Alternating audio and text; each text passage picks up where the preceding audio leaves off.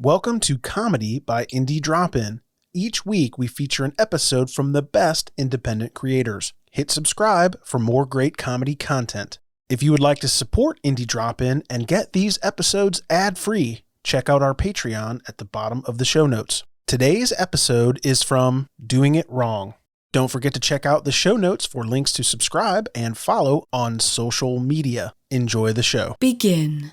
Aloha, this is Darcy. And aloha from Rainy. Aloha means hello and goodbye, and there is no better greeting for our New Year's Eve episode, where we say goodbye to 2019 and hello to 2020.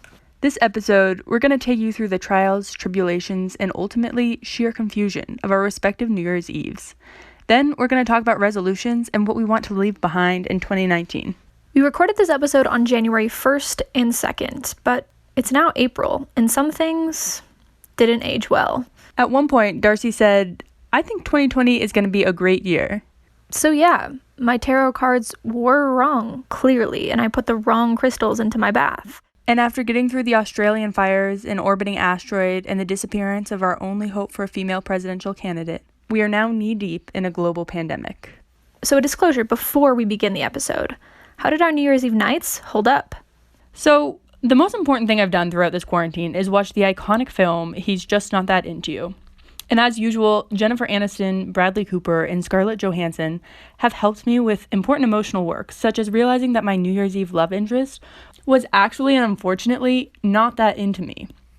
This realization is never easy to digest, but I'm sure as you listen to the episode, you'll be able to quickly pinpoint the signs that I blissfully ignored. Did I eventually ask him about his ex-girlfriend when I found out that he talked to her regularly? Yes. And he circumvented my questions and concerns with the grace of that iguana escaping the snakes in the Planet Earth video. And as Snoop Dogg says about the iguana in his voiceover, he's very well trained in escape tactics. Clean getaway. So I kept talking to him until it eventually fizzled out, and I returned to the drawing board empty-handed. So, do I regret my iconic, singular, aesthetically confusing George Michael earring? No. Do I regret my asymmetrical facial accoutrement? Are you crazy? No. Was I a female Paul Revere reincarnated? Jury is out. In 2020 hindsight, double entendre there, I do indeed feel like my behavior was classy, bougie, ratchet, sassy, moody, nasty. Was it rational? Who's counting? Have I relapsed over this guy and been baited and subsequently disappointed again? Briefly. Did I sign him up for a Scientology newsletter? No. Comment. But the battle continues, my friends. Never give up. Winners don't quit on themselves. That's a Beyonce quote. And how are your resolutions coming along? Actually, we'll save that for the end. For now, welcome to 2020 for the gals. I did this thing in high school where I would if I liked somebody, I really didn't want them to know that I liked them. So I kind of push them away. It was very counterproductive. Right. Maybe because I have a foot fetish also, but just kidding, folks. Just kidding. We started talking again, my graduation day. And then the poetry writes itself, honey.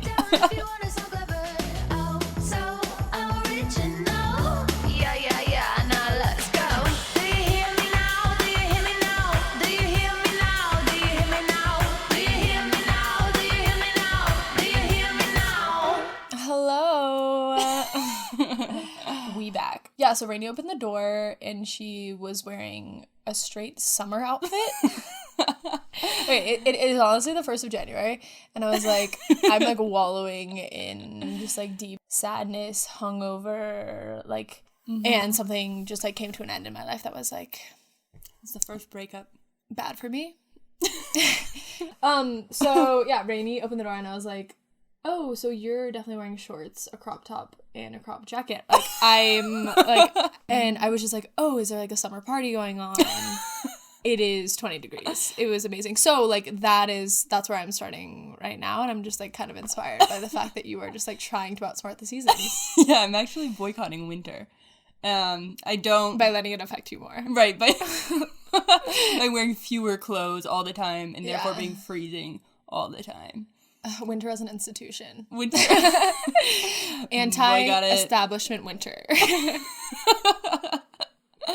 Yeah. Boycott her. Do you think winter's a her? I always kind of pictured it as a man. Why? because I think summer is a girl, obviously. Spring is kind of like a high school boy who has like a little too much energy. Is spring intersex? Sorry. And then high school boy with too much energy? Yeah, like who like ew. Get them out of my face. Get them out of my face. Then winter, I feel like, is like an older man who's like hates his job, but like Robert Frosty works 90 hours. Well, I think that association is just the frost in winter. I don't know what Robert Frost looks like. Can't speak to it. Yeah, I haven't met him personally either, but I mean, we've been in contact. Yeah, I slid into Robert Frost's DMs like 3 weeks ago. Has he seen it, not responded? Yeah, definitely. It was like the checkmark scene. Yeah, and I was like, that's tough for you. Literary hero. You actual literary hero. I love you. No, but I think that like Robert Frost is just like some old crotchety poet, and like it's not like I've looked him up. Wait, is Robert Frost? Wait, what the fuck? Is that a poem or a person? It's a person. I'm sorry. It's definitely a person. I'm being such a bad English major. Wait, I have to tell you what happened on New Year's Eve. Amazing. Okay, we're gonna do a full rundown, and then I think we're gonna do like resolution or fuck it stupid, but like we should just like think about those things. And I think I'm feeling like 2020 is actually gonna be a big year. You do? Kinda. What do you expect? I mean, it's just kind of like the beginning of a new decade. Yeah, the new like decade thing is fresh, kind of stressing fresh. me out, actually. It's just too much. I'm just like, I feel like there's a lot of pressure. Pourquoi? I don't even know. It's just I'm kind of like these are the 20s. Yeah. These are the 20s, the baby. roaring 20s. These are the 20s, baby. Wait, that was wrong. That was like the 70s. Wait, I was trying to scat. Or the 50s? You were scatting. Yeah, I actually just became Ella Fitzgerald's for a second, but you missed it. Anyway, okay, so how about you just launch into this New Year's Eve story? Yeah, okay. So, I don't even, like, where to begin. At some point, I was like, I'm gonna have to roast you on my podcast tomorrow. And he was like... And you were like, hey, bitch. Yeah, but he was like, can you use a pseudonym? And I was like, yeah, of course. I wasn't gonna say your name. What do you want your pseudonym to be? And he was like, I don't know, maybe Mason. And I was like, that is a horrible pseudonym. Oh, like you do masonry? Like you make walls? Like you use cement to make walls and you're a mason? I was like, is your last name Jar? And he was like, what? That's funny. Thank you. Did you say that to him? Yeah, I said it. I don't think he fucking understood. dweeb. Yeah. So, it's New Year's Eve. We started talking again. Like, we started Snapchatting on the daily in May. My graduation day. And then... The poetry writes itself, honey. I love that. I love, like, the day when, like, things start on days. Oh, yeah. And end on days. So we were talking for a long time. I thought that it was, like, pretty clear what the end game was by, like, December. Like, month 7, I was like, okay. Because also he was, like, in D.C. and he was in Vietnam, and I was here the whole time. And I was tending to my really interesting and extravagant life here. Like, there's a lot of things that I was doing. I honestly am just like, don't shame people for not going on trips to Southeast Asia. Okay? Like, first of all, it's been done before. The elephants, done before. Okay? The pants, the elephant, whatever pants. The elephant pants, yeah. Done before. Cliche. Do it. But like, yeah. Like, if you don't do it, also that's good. I agree. It's not concur. Deep, but so then he came back in like December, and it was kind of like will they, won't they? I was kind of like, what's taking so long? But New Year's Eve, and I'm like texting him, making plans, and then you guys haven't hooked up until this point. No. And are you interested in? You don't really know what you want the nature of the relationship to be. No. Okay. Yeah. But you're just like, I have liked you for a long time. Yeah, exactly. Like, okay. I just need to do this for my 17-year-old self, 16. Don't forget her. Don't Never forget her. So, New Year's Eve, I was wearing these, like, ridiculous pants that, they're cool, actually. I kind of like them, but they're, like, crazy. And then, because I had... do you want to describe the pants more? Or no? Okay, so they're denim, light denim. They have, like, these these like pinstripes, white and red. Whoa. They're kind of light stripes. Like you kind of have to like squint to see them. Okay. And then they're not like they're not close. They're kind of like Not tight? they stand and then they do the bell bottom a little bit. I just love. a little bit. Yeah. They're pretty cool pants actually. But okay, great. Yes. they're really hard to have a shirt with them. You To style, yeah. Yeah, because they're like pretty funky. So I was like, my little sister, I called her in for her consulting. I was Darling. like, what do you wear with this? And she was like, the yellow shirt. And her yellow shirt is like, it's so low cut. Does she have the tay-top, or does she have bigger boobs than you do? Oh, her boobs are huge. It's honestly disrespectful to my boobs, which Whoa. are, I'm like co-counsel of the Itty Bitty Titty Committee. And you're like, I feel attacked. Yeah. I'm like, who gave you those jeans? But I was thinking of you and how you were like, if you can't see my nipple, I'm not interested in this shirt. Did I say that? Oh my god, I'm an icon. Okay. When did I say that? And why didn't I record it? It was in the summer. Okay. It was actually, you were wearing like this like thick cardigan in the summer with no shirt underneath, no bra. And that's when you said. And it was like 110 degrees. Was this my yellow cashmere sweater with the pearl buttons? Yes. Yeah. You would button like one button. And don't it taste good? And don't it taste good? Okay. I have pulled men from miles using that fucking 50s housewife cardigan with the no bra, one pearl buttoned. Whoa, really? Yeah. I might start doing that if you... Yeah, I think people are like, wait, what is going on here? There's so many conflicting messages. They're like, I feel like you should have, like, be pouring me tea, but also I really want to, like, it's, yeah. Yeah. I love that. This is I such love a that. yeah. You should try it. It's a strategy. It's kind of like building a narrative through clothing, building like a sexual fantasy through clothing, but not in a way that's just like overtly like slutty and like Yeah. really surface level, because we don't love do that. that. We Yeah. like narrativize the outfit and make sure that there's like levels There's of nuance. like layers of historical Reference. Yeah, exactly. Like if there's not like it has to be a minimum of one reference to like the suffragettes and what they've done for us, and if not, I will not put it on my body. I will not put it on my body. Yes. So continue. Yeah, so I get there, and then, like, his parents are there. Like, so, we're pre-gaming at Mason's house, and his parents are, like, there, and I was like, I don't even know if I can take my coat off in this shirt. Because they're conservative. They're, like, pretty conservative. Conservative. They have, like, kind of military family What energy. typo? Oh, whoa. Yeah. That's a specific think- brand of conservative. But they're kind of, like, Rather really though. cool, also. It's very disorienting, actually. I don't really have a handle on, like, who they are. Oh, yeah, that would be rattling. Yeah, they're, like, really socially suave. Is that how you say that word? Yes. I love that phrase. Yeah. So And, like, when I came in, like, the mom was just, like, sitting in her chair, and she was like, oh, hello, Rainy. It was, like, she was like, you look great. And I was like, that is all I needed from this Jacket on night. or off? Jacket on or off? Jacket on. Okay. Jacket on. But makeup done. Okay. Also, I don't think But she'd didn't seen me in, the like, shirt. 2 years. She hadn't seen the shirt. Oh, okay. So I was, like, introducing my glow up from 2 years ago, which wasn't that dramatic, but... What up? I love, like, non-dramatic glow-ups. So you're like, I just look a little bit better today than I did yesterday, so I'm gonna consider this a glow-up. Yeah, I, like, actually put on makeup, and I haven't done that, and, like, I had to take it out of my DOP kit from when I went on a trip 2 months ago. Pretty much, like...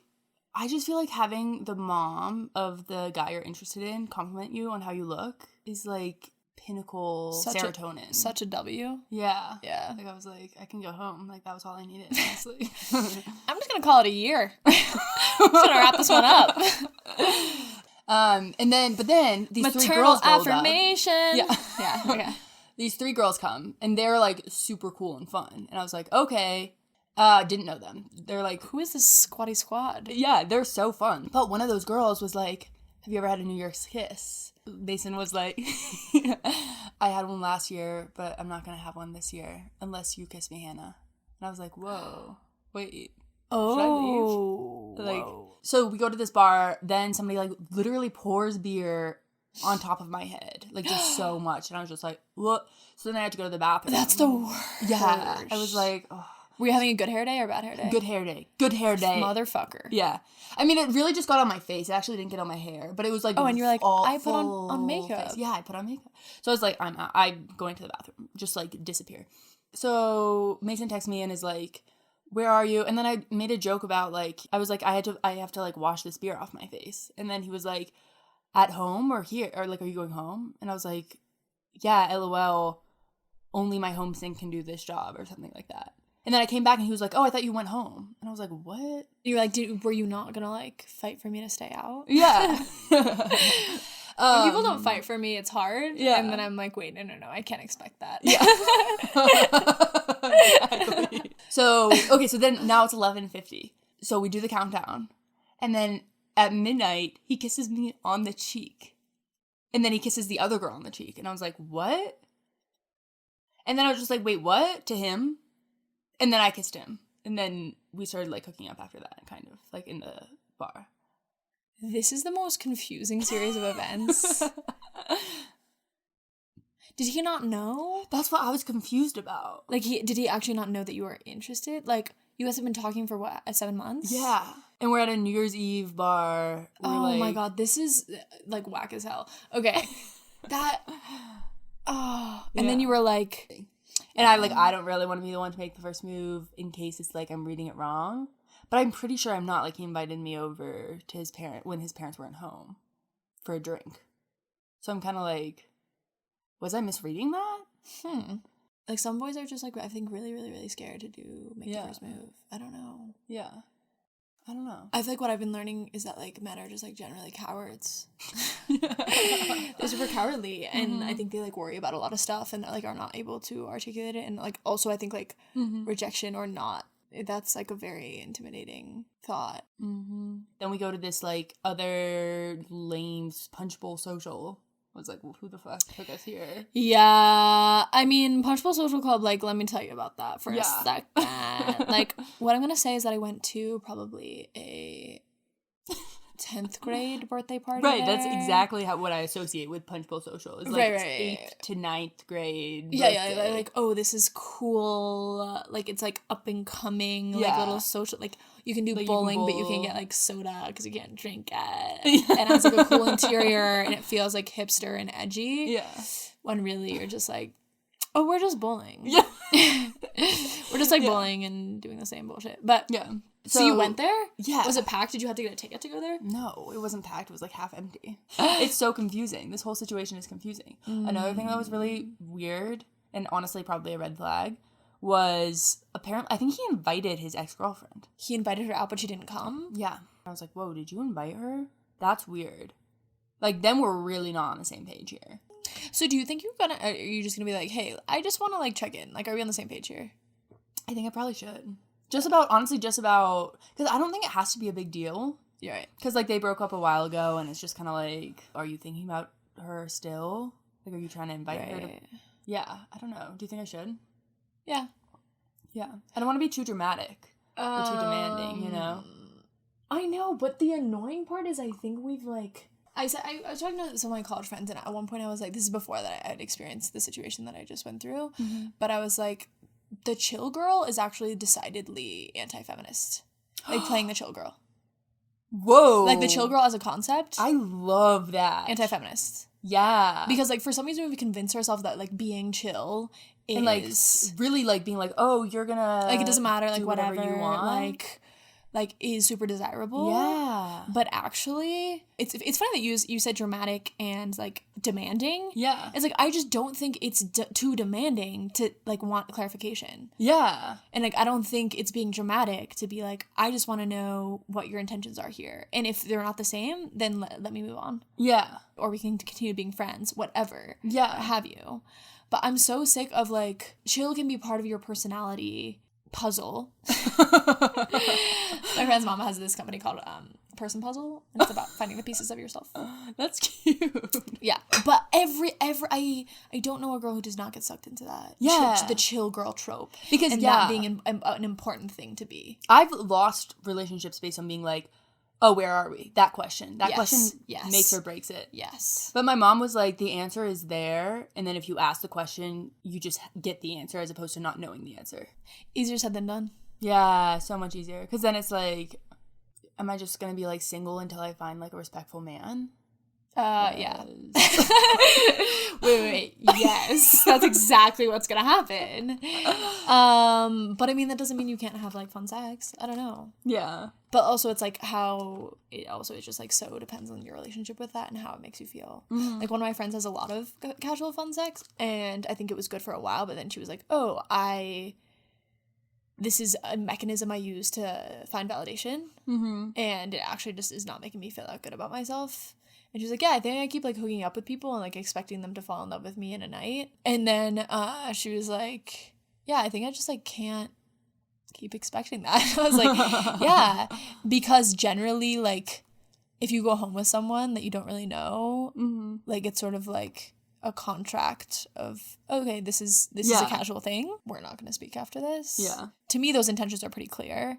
So yeah, but all of that is to say that some people can do it. And like be happy, but like having a lot of meaningless sex also can be sad. It's confusing. Yeah, it's sad. It's like Let's Talk About Sex by Salt and Pepper. That's the point of their song, is like she can get with anybody, but she doesn't have love. Oh yeah. Wait, I don't know that song. You don't know Let's Talk About Sex by Salt and Pepper? No, yes, you do. Is that yes, Let's Talk About Sex? Baby? Yeah. It's that Salt and Pepper. Oh my gosh, yeah. Yeah. I just know their iconic hit, Push It, which is really near and dear to my heart. I love the song Push It. Love that song. Reminds me of Glee 8th grade. Yeah, I remember when that came out and I was like... well, I don't think I'd heard the original, so I was like, this fucking bangs. I mean, that was like, the magic of Glee. Yeah. That they actually made, like kind of curated the music taste for an entire generation. And they were like, these are songs you need to know. Yeah, and I was like, thanks, Glee. This like semi-good television a cappella club is going to do them for you. And then you will find your soul in 80s and 90s hip-hop. Yeah. You know? Yeah, they really gave us that gift. Yeah. And to that, I'm forever thankful. Thank you. Thanks, I forgot Mr. his Schuster. Oh, yeah. This podcast is sponsored by Rosy Clench, rose-colored lip balm that helps you fucking clench the interview every time. Rosy Cleanse, or the big RC as I like to call it, is one of the silkiest luxury lip softeners on the market, and the crazy clinical proven benefit is that it makes any interviewer fall in love with you instantly. I love science. Rosy Clench. Clench the interview and then clench your dreams. And we're back. We're back in a different basement. So this is day 2 of recording. So the first half of this episode was recorded on January 1st. Second half, January 2nd. Now I'm gonna talk a little bit about mine. So New Year's 2020. Yeah. Let's do a little night to recap. Okay, this is my thing with New Year's. I'm kind of like, I think like people stress about the anticipation. My boss at work today was like, yeah, it's the most disappointing like night of the year, or disappointing night and day of the year. It is. Because people are suddenly like, oh my god, this is the culturally, socially mandated fun night out. Yeah. And then like whenever you like really, really want or need a night to be fun, it's not gonna be fun. Right. You know? And it's in the middle, in between December and January. Like if it were in the summer, it would be a little easier to have fun. Yeah, can you imagine if a new year came in during the summer? That'd be fun. So fun. That would be your outfits would be unlimited. Outfits would be insane. It would just be like so much joy and like new beginnings. But it'd be warm outside and you could stay out all night with your friends. It's like, kind of conflicting having dancing. a new beginning in the middle of everything being dead. Right. Yeah. I know. Where I'm not really primed for rebirth right now. I'm not really primed for like a personal renaissance. Yeah. No, you could be like dancing, sweating. Ooh, I almost diving into coat. pools. Diving into pools on the New Year. Right. Just like water being has this like life. very like rebirth and I mean there's a lot of like religious innuendo that we could like associate Unpack, with, but... we need to go there. And so I started off at my friend's house. I was like feeling super down and sad. And I was like, you know what? Let me put on this outfit. Ooh, what did you wear? I wore that fake Gucci scarf that I wore to New Year's Eve party. I wore that as a shirt. I wore that as How'd you do that? Was it like a halter or was it like a tube top? Oh, scarf top. Just like tie it. You have to do like the triangle down there. What are you talking about? So I wore a fake Gucci scarf top, which had this like explosion of floral prints on it, and then it had like this navy border. I was wearing it with vintage Ann Taylor black jeans, straight leg. Then I had some black vintage Ralph Lauren resold snakeskin boots. And then I was wearing like kind of like a scarf choker. Ooh, that I had scarves on scarves. Right, that I had scarves like reassembled. Scarves reassembled. Yes, and that I had cut from another scarf that I really liked, and it's like a pale blue color, and then layered on top of like these really delicate necklaces I had. Then I wore my one George Michael cross dagger earring that was black. Like, was I doing a lot? Yeah. And then I wore like 7 pins in my hair. I like did a slick back bun, and then I did 4 bobby pins on one side, 3 on the other. Ooh, you gotta get the asymmetrical. Yeah, I'm like, honestly, like everyone's face is asymmetrical. Just lean into it. You ain't perfect, baby. Lean into it. So yeah, and I think some people were like, and there's that moment where you see someone wearing one dangly earring, and you're like, did you lose one? And then you're like, oh no. It was purposeful. Intentionality. Yeah, it's like when you're making like a short film and like it's totally fucked up, but then you just present it as if it was on purpose. Yep.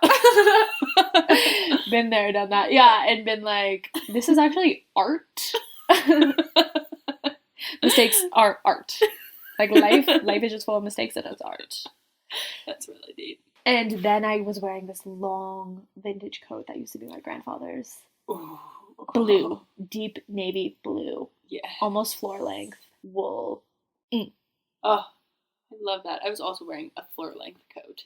Then my friends, so I go to this program, I'm like kind of just like bummed out. I'm obviously incredibly late.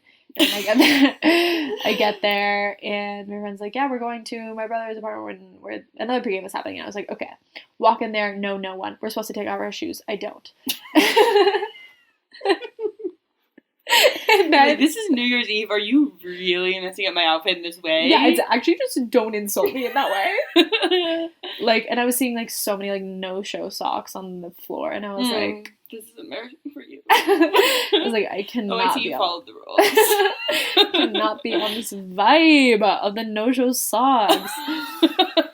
And then I leave with my friend to go to this club that we hear that everyone's at. We obviously have not purchased tickets. We're like trying to scheme. We're like, we're just gonna show up there and see like what's gonna happen. Mm-hmm. And I'm like, I really have no plan. I'm also bad at finessing. Like, I'm the worst liar of all time. Yeah, and then we show up and we're like, hey, so we wanted to, we inquired earlier with a manager about designated driver tickets. We didn't even know were a thing. I didn't even know people like called and were like, because we're not drinking, we're designated drivers, we still want to come party, but we're not going to drink. So we do have discounted tickets. Whoa. Crazy. Who came up with that idea? No idea. Probably someone who was like, how do I get a cheaper ticket? But still, and like lie. Yeah. And they were like, who did you talk to? And my friend was like, just look up the manager. Beforehand or like in the moment? No, kind of beforehand, but I hadn't yeah, I was like taking a long time, and I was like, I don't know what's happening. Then I was like furiously on my phone, like trying to find who the manager was, and then she was like, yeah, I'm sorry, you have to have like a ticket to come in here. And so then we kind of like go outside. We're like trying to figure out what to do. We're like, do we leave? Do we not? Mm-hmm. And then my friend Soto does this epic thing. Someone is coming out. She grabs this person's hand, which has a stamp on it. She presses her hand against theirs, gets a stamp, grabs my hand, presses her hand against mine. Now we both have stamps. Whoa! We go. That is mythical. I know. That is like from a spy movie. It was crazy. That is cool. And meanwhile, I'm standing there like,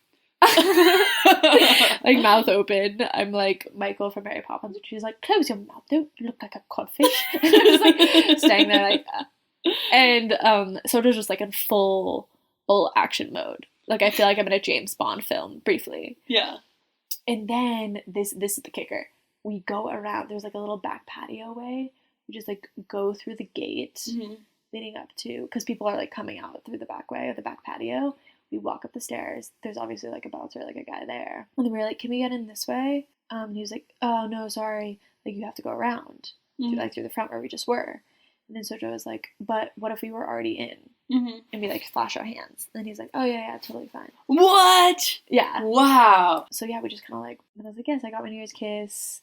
And I got some nice compliments. And I saw some people with a lot of skeletons from the past. But it was like, okay, I'm outie. I'm going to see my friend who's in her 30s who loves to party. I'm going to see her and her husband.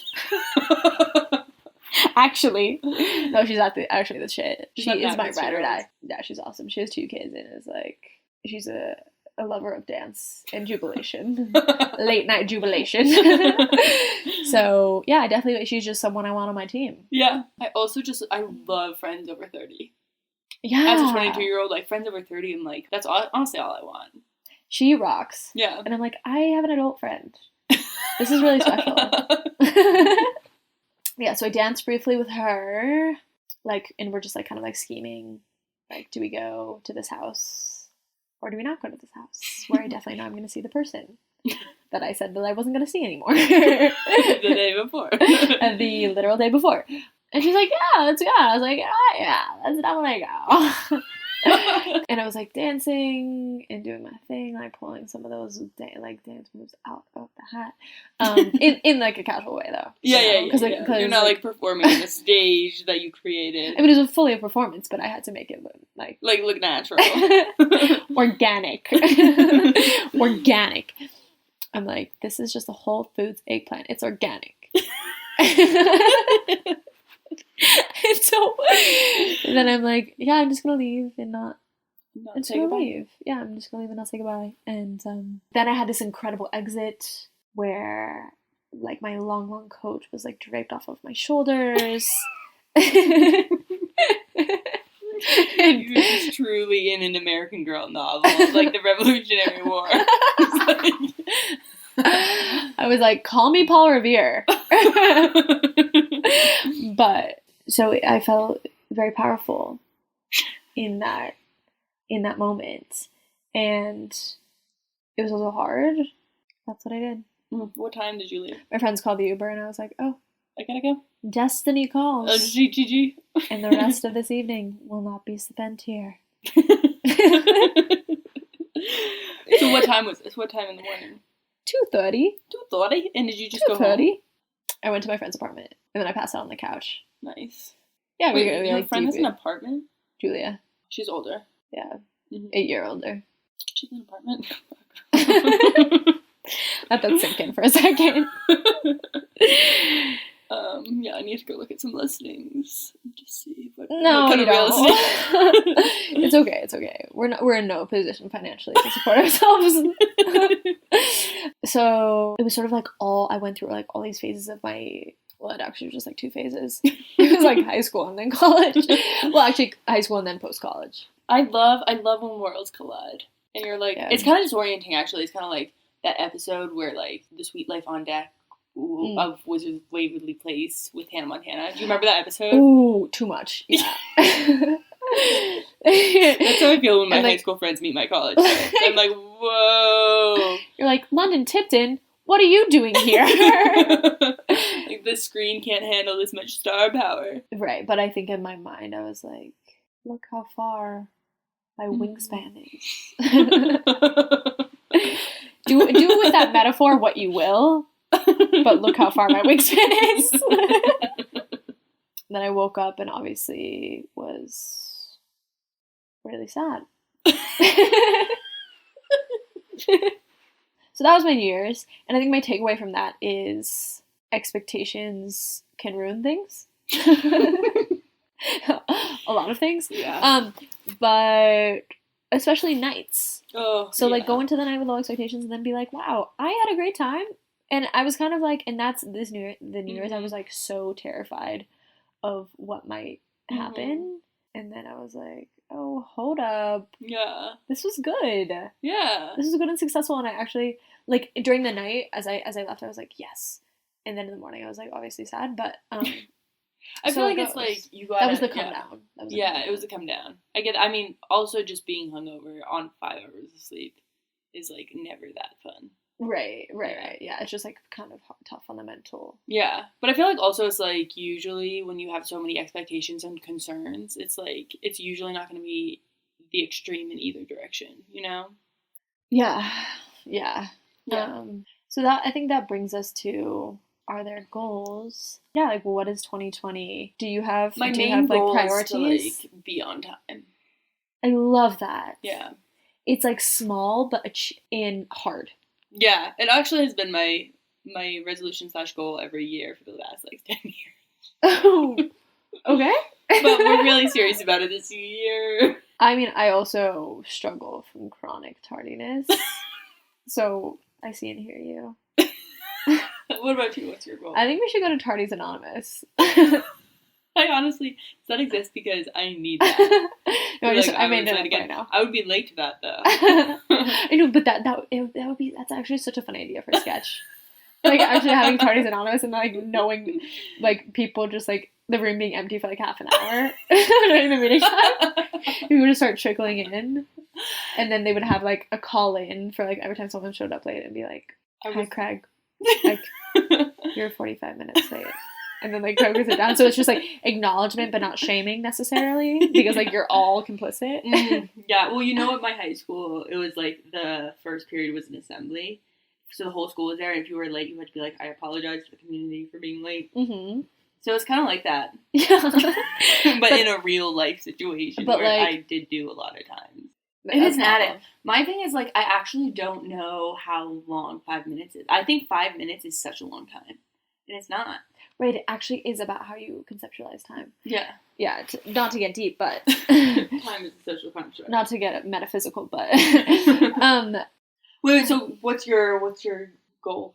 I got dinner with my friend the other day, and she was like, my goal is to not to rely on anyone emotionally. Like, I think mostly she was talking about romantic stuff, but just, like, not... That's a good... being dependent and not having other people... have power over the way she's feeling. Yeah. Which is so hard, but yeah. I think it's like in high school I started to take group projects, just like individual projects, and if anybody helped me out I'd be like, fuck yeah, like thank you. That's awesome, you know, but I would just expect to do it all myself. Right. I kind of feel like that's how life is. You have to expect to do it all yourself, but if somebody helps you out, you're like, all right. Yeah, like this is a bonus. Yeah. Right. So, yeah, like, that was her, and I was like, I kinda fuck with that. I think my goal is to keeping up, like, staying in better touch with my friends. I think I want to do a thing where I go to the gym and then, like, have, like, a half an hour in my day where I just, like, call someone, anyone. Mm-hmm. Like, it can be one of my close friends, or it can just be someone that I'm like, I am thinking about this person. Let me see what they're up to. Yeah. Give them a call. If they answer, if they don't, doesn't matter. Yeah. But I made that call. And I think it's just going to, like, fill me up. And I think sometimes I get anxious about, like, people not being keyed into people or, like, feeling like I'm neglecting our friendship or that they're neglecting our friendship. Mm-hmm. So... what do you want to leave behind? Oh, so this was another part of my New Year's Eve, was when I went over to my socially suave. Yeah, she was like, we're doing a little writing assignment. And so, yeah, we just wrote down, like, what you want to leave behind and what you are hoping for. And then you put it in this paper bag, and apparently they burned it. So what did you... But I was there for that. Like, what if they didn't burn it? You're hoping not to be late, and you're wanting to leave behind being late? Yeah, I actually forgot to do that. I forgot to write that down. I think I put, like, anxiety and, like, uncertainty. Leave behind. Yeah, and, like... And then what you're hoping for? I think, like, purpose... I don't even know. I'm trying to think of, like... Because I know what it is, but it's, like, this, like, energy of, like... It's not that I don't have it, but, like, necessarily, but, like, waking up and being, like, urgency. It's, like, this, like, just, like, life. Like, I'm just, like... There's so many things I want to do. I'm so excited to do everything. Like, lust for life. Yeah, lust motivation. For life. Yeah. I don't know if I wrote that down. But I want that also. Wouldn't that be amazing to wake up and be like, I'm so excited to get out of bed today? Yeah. I just don't even have enough time in my day to do everything. Yeah, I feel like I did that kind of in college sometimes. I would wake up. Well, that was partially, like, excitement and partially just, like, anxiety. Like, just, like, I have so much to do. I feel like I did that in high school. Really? Yeah. Yeah. I actually think about how motivated I was in high school. I'm like, where is she? where did she go? Yeah. I need her back. Like, I was the routine of high school, I just, like, would thrive. Mm-hmm. College was, like, more unstructured time, and that was harder for me. Yeah, I'm not really that good at unstructured time. But, so, what would you want to leave behind? Like, self-doubt? Mm-hmm. I just kind of, like, want to do with reckless abandon, kind of. 1, 2, 3.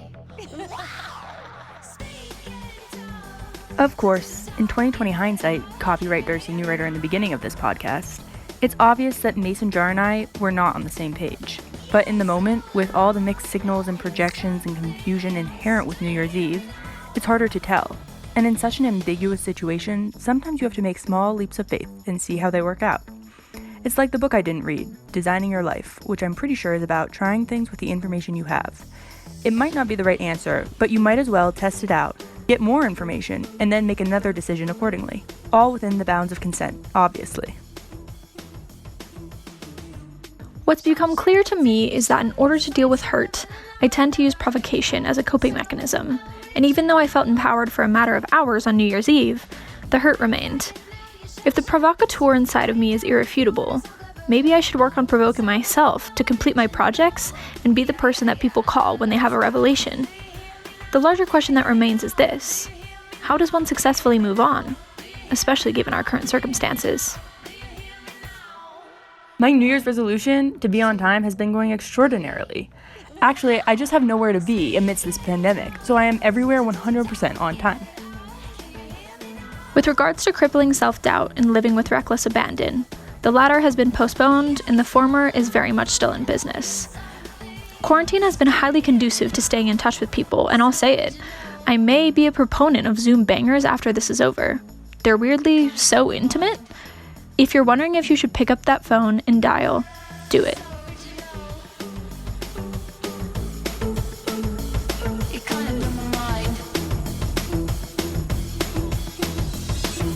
Doing It Wrong is made by Darcy Newwriter and Rainey Toll. Our executive producers are Toll, Rainey, and Newwriter, Darcy. Our technical directors are Rain Woman, Not Rain Man Toll, and Darcy Haagen-Dazs Nucleotide. Our sound engineers are Taney Roll and Narcy Dewriter. Love them.